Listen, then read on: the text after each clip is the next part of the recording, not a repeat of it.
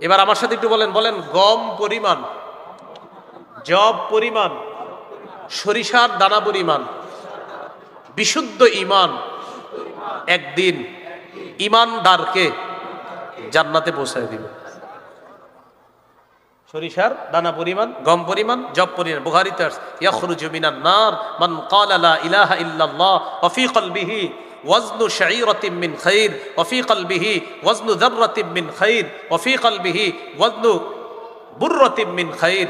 যে ব্যক্তির অন্তরে গম পরিমাণ, জব পরিমাণ, সরিষার দানা পরিমাণ ঈমান আছে, আর সে যদি লা ইলাহা ইল্লাল্লাহর বিশ্বাস নিয়ে মারা যায়, সে একদিন জান্নাতে প্রবেশ করবে।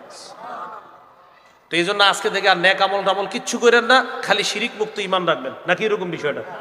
না, আমল তো করতে হবে, কিন্তু আমলের মধ্যে কোনো শিরিক আনা যাবে না। সূরা কাহফের 110 নম্বর আয়াতে আল্লাহ বলেন, ফামান কানা ইয়ারজু লিকা রাব্বিহ, যে ব্যক্তি তার রবের সাক্ষাৎ কামনা করে, ফালইআমাল আমালান সলিহা, সেজন্য নেক কাজ করে। 2 ওয়ালা ইউশরিক বিইবাদাতি রাব্বিহি আহাদা, তার রবের ইবাদতে যেন সে কাউকে শরীক না করে। সর্বশেষ একটা কথা একটু আমার সাথে বলেন, বলেন লোক দেখানো ইবাদত ছোট শিরিক, গোপন শিরিক, দাজ্জালের চেয়ে ভয়াবহ ফিতনা লোক দেখানো ইবাদত। বুলুগুল মারাম হাদিসের কিতাব 440 নম্বর হাদিস, রাসূলুল্লাহ সাল্লাল্লাহু আলাইহি সাল্লাম বলেন, ইন্না আখওয়াফা মা আখাফু আলাইকুম আশ-শিরকুল আসগর আর-রিয়া, আমি তোমাদের ব্যাপারে সবচেয়ে আশঙ্কা করি তোমরা ছোট শিরিকের মধ্যে লিপ্ত হয়ে যাবা, সেটা হলো লোক দেখানো ইবাদত।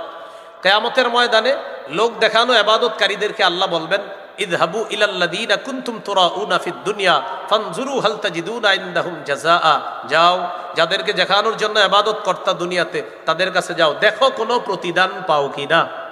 এদেরকে পাঠাবে আল্লাহ কাদের কাছে? যাদেরকে দেখানোর জন্য ইবাদত। তাহলে এটা ভাই লোক দেখানো ইবাদত শিরিক, ছোট শিরিক করব না।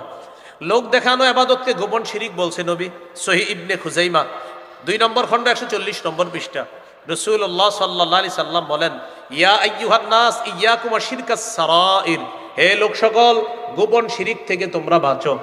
সাহাবীরা বললেন, হুজুর আমা শিরকুস সারাইর, গোপন শিরিক কি? দেখেন নবী কি বলেন, ইয়াকুমুর রাজুলু ফায়ুসাল্লি ফায়ুযায়্যিনু সালাতাহু জাহিদান লিমা ইয়ারা মিন নাজরিন নাস ইলাই, মানুষ নামাজে দাঁড়ায়, নামাজটা এই নিয়তে সুন্দর করে যেন অন্য মানুষ তাকে দেখে বলে, বাবা কত সুন্দর নামাজ। এই নিয়তে যে নামাজ পড়বে, যে অন্য মানুষ যেন তাকে দেখে বলে এত সুন্দর তার নামাজ। নবী বলেন এটাই গোপন শিরিক, নাউজুবিল্লাহ। তাহলে এইভাবে নামাজ কেউ পড়ে আর বলে আমার নামাজটা, রুকুটা আরেকজন দেখবে আর বলবে বাহ নামাজটা কি সুন্দর, রুকু কি সুন্দর, এটা গোপন শিরিক।